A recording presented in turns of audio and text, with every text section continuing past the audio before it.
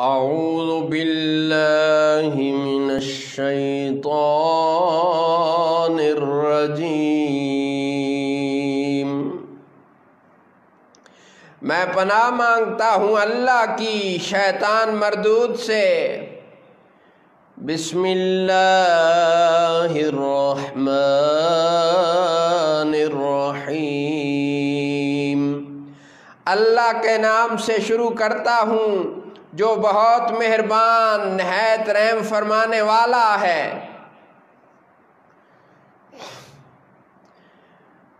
اقرأ بسم ربک الذی خلق خلق الانسان من علق اقرأ وربک الاکرم الذی علم بالقلم علم الانسان ما لم يعلم۔ پڑھیے اپنے رب کے نام سے جس نے پیدا فرمایا انسان کو جمے ہوئے خون سے۔ پڑھیے اور آپ کا رب ہی سب سے بڑا کریم ہے جس نے قلم سے لکھنا سکھایا، انسان کو سکھایا جو وہ نہ جانتا تھا۔ کلا ان الانسان لیطغی ان رآہ استغنی۔ ہاں بے شک انسان ضرور سرکشی کرتا ہے اس پر کہ اس نے اپنے آپ کو غنی سمجھ لیا ہے۔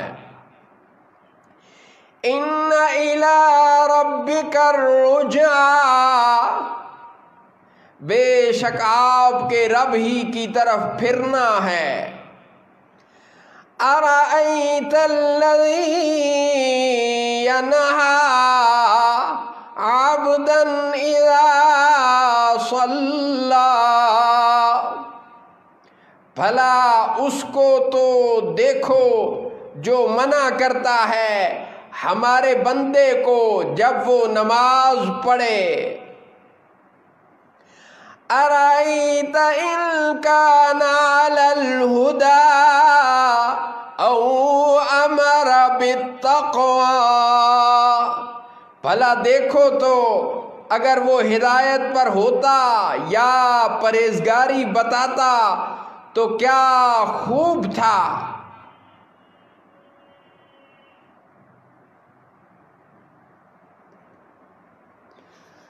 ارأیت ان کذب وتولی الم یعلم بان اللہ یری۔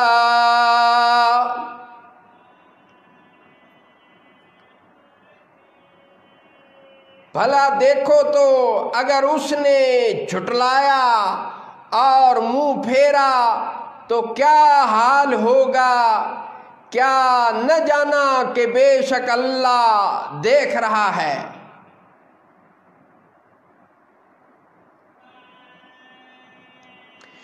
کلا لئن لم ینتہ لنصفعا بالناصیۃ ناصیۃ کاذبۃ خاطئہ۔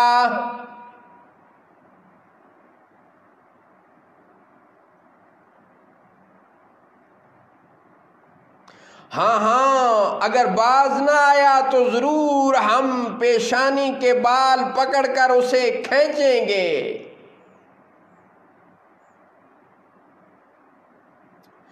وہ پیشانی جو جھوٹی خطا کار ہے۔ فَلْيَدْعُ نَادِيَهُ سَنَدْعُ الزَّبَانِيَةَ كَلَّا لا تطعه واسجد واقترب، تو اسے چاہیے کہ اپنی مجلس کو پکارے۔ ہم بھی سپاہیوں جہنم کے فرشتوں کو ابھی بلاتے ہیں، ہاں ہاں آپ اس کی کوئی بات نہ مانیں اور ہمارے حضور سجدہ فرمائیں اور ہم سے اور زیادہ قریب ہو جائیں۔ صدق اللہ مولانا العظیم وصدق رسولہ النبی الکریم۔ سورہ علق کی تلاوت اور ترجمہ ریاض الایمان سننے والے احباب جب مکمل یہ سورت سن لیں تو پھر سجدہ تلاوت ادا کر لیا کریں۔